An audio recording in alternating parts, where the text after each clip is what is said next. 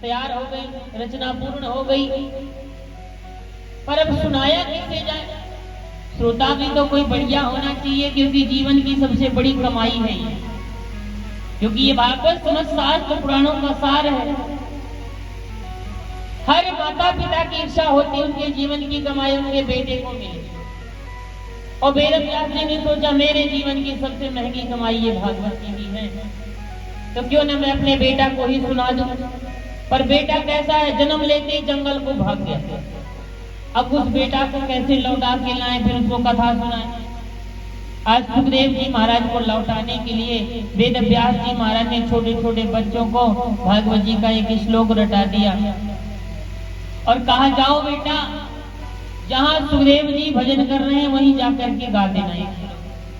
छोटे छोटे बालक भागे भागे गए, जहां सुखदेव जी समाधि में बैठे हैं वहीं जाकर के गा दिया, और बड़ा सुंदर भाव से गाया कि बरहा पीडम नटवर वपो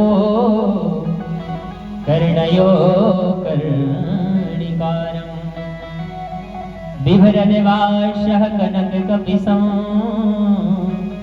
वेजयन्ती चमाला रन्धान वेणोरधर शुधया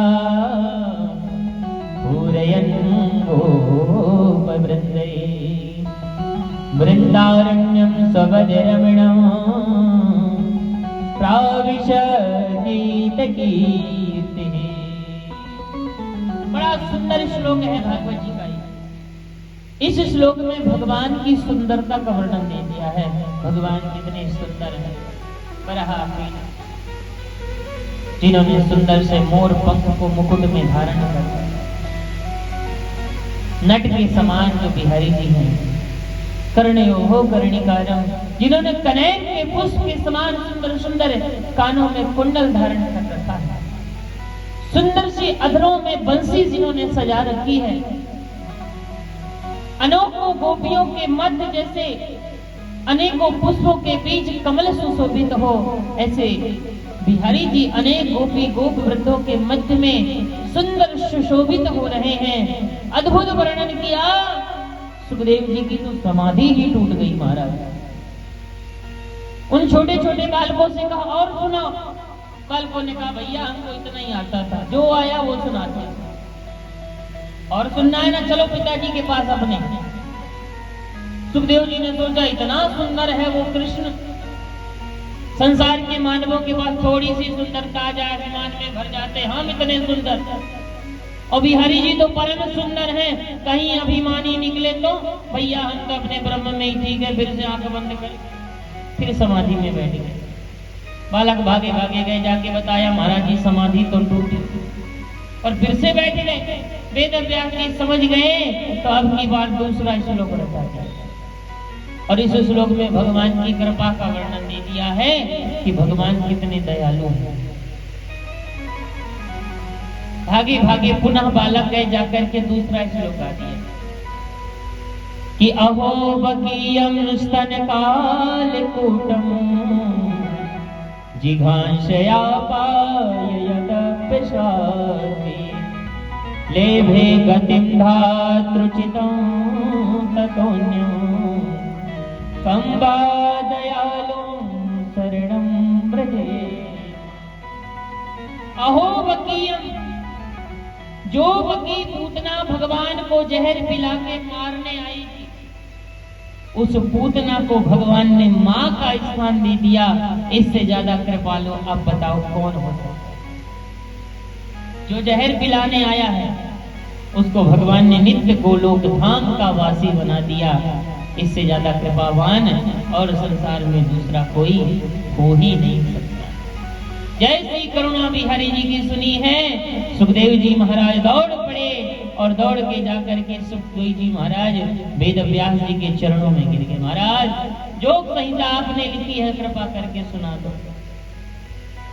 वेद व्यास जी ने सोचा क्यों ना सुखदेव की परीक्षा ले ली जाए। मैं तो जानता हूं कि मेरा बेटा माया मुक्त महात्मा, पर संसार नहीं जानता। संसार क्या कहेगा, अपना बेटा था इसलिए सुना दिया। जनक जी के पास भेजा कि महाराज परीक्षा लो। जनक जी महाराज ने काम और क्रोध की परीक्षा ली।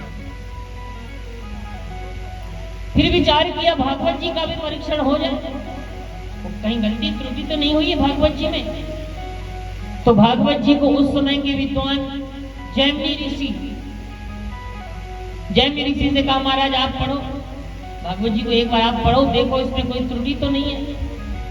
जैमिनी ऋषि ने भागवत जी को पढ़ा और पढ़ते पढ़ते जब 9वें स्कंध में प्रवेश किए हैं, 9वें स्कंध में पढ़ते हैं कि मैत्रा शस्त्रा दुहित्रीणाम नाविविक्तासनो भवे बलवान इंद्रियग्रामो विद्वान समपि कर्षति।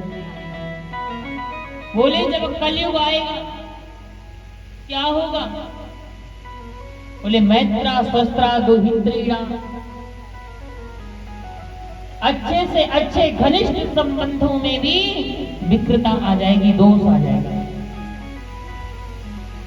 और केवल अज्ञानी ही नहीं, बड़े बड़े विद्वान समभिकर्षणी, बड़े बड़े विद्वान भी माया के चक्कर में फंस जाएंगे। जैसे ही पढ़ा तुरंत काट दिया। हम जैसा विद्वान कहाँ फंसेगा? जैमिनी ऋषि विद्वान थे, हम थोड़ी माया में फंसने वाले। कह रहे हैं विद्वान समभिकर्षणी, काट करके भेज दिया वेद व्यास जी के पास। लो, वेद व्यास जी ने देखा श्लोक कटा है। वेद व्यास जी को लगा हमसे भूल हुई, ठीक है, पर गणेश से कैसे भूल होगी? पर जिस बात को काटी है जैमिनी ऋषि ने, अपनी बात में अटल हैं कि नहीं, पहले इनकी परीक्षा ले लेते।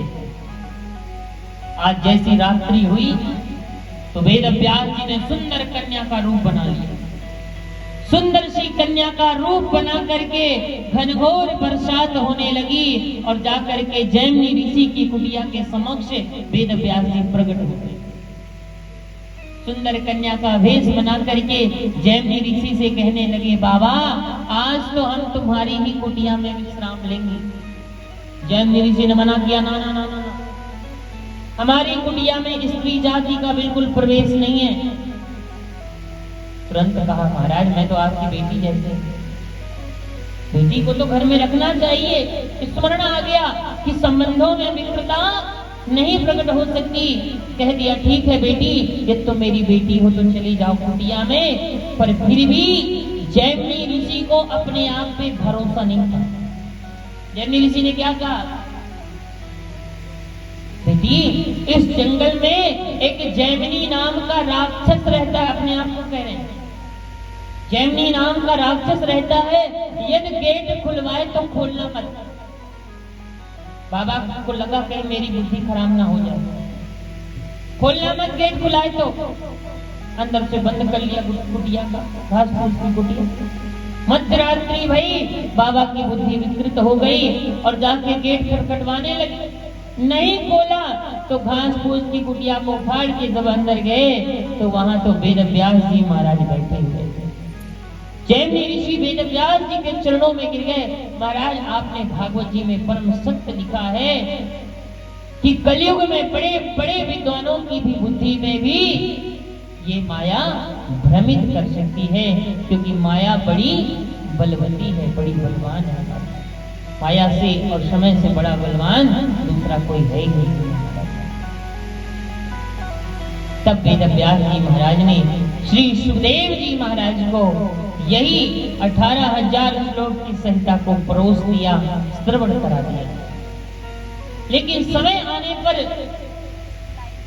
श्री सुखदेव जी महाराज ने राजा परीक्षित को कथा सुनाई। ने कहा, महाराज ये सुखदेव जी महाराज तो माया मुक्त महात्मा थे, और माया मुक्त महात्मा को किसी महात्मा को ही कथा सुनाना चाहिए। राजा लोग तो तामसी स्वभाव के होते हैं, पर इस परीक्षित में ऐसी क्या विशेषता थी कि सुखदेव जैसा माया मुक्त महात्मा भी परीक्षित को कथा सुना दिया। महाराज मैं जानना चाहता हूं इसमें क्या विशेषता है। तब यहाँ पर श्री सूत जी महाराज थोड़ा सा महाभारत में प्रवेश किए हैं। हम लोग भी महाभारत में प्रवेश करेंगे, उससे पूर्व आइए प्यारा सा ठाकुर जी का भजन गा देते हैं।